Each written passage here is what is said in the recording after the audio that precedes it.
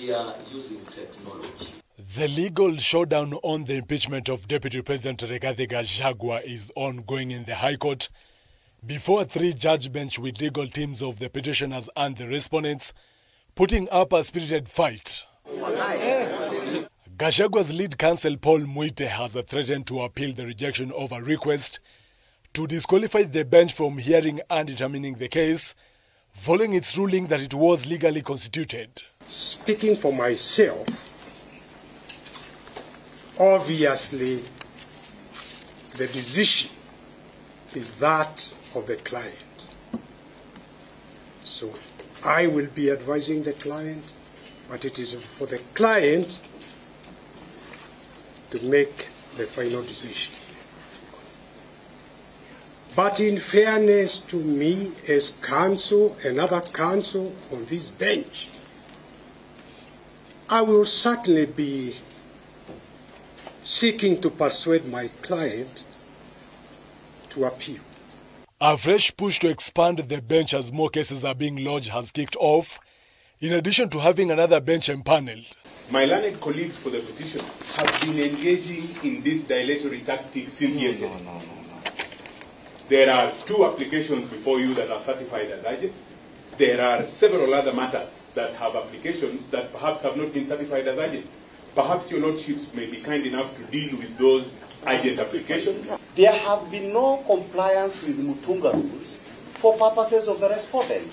So that if anybody was to be accused of any delay, it would be somebody who has not complied with the Mutunga rules. We are being made orphans. The state is in the bedroom. Let us also be in the bedroom so that we can respond. The respondents' legal team, including the Senate and the National Assembly, are however expressing concerns of delaying tactics being in play by Gachagua's team in order to keep him in office for longer. In a matter like this, the court must be very firm.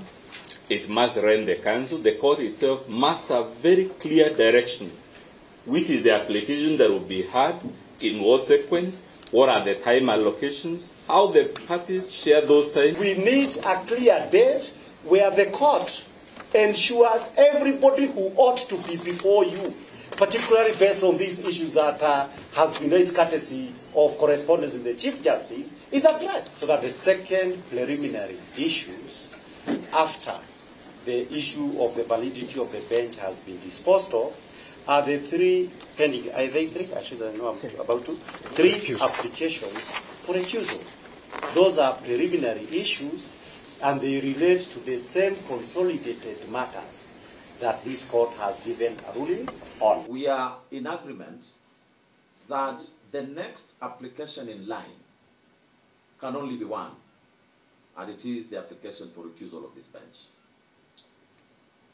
And that is the application which, after we do everything, tomorrow at 2:30 is up for hearing. If conservatory orders are lifted, Kindiki will be sworn in as the Deputy President, while if rejected, Rigathi Gachagua will remain in office until all the cases are heard and determined.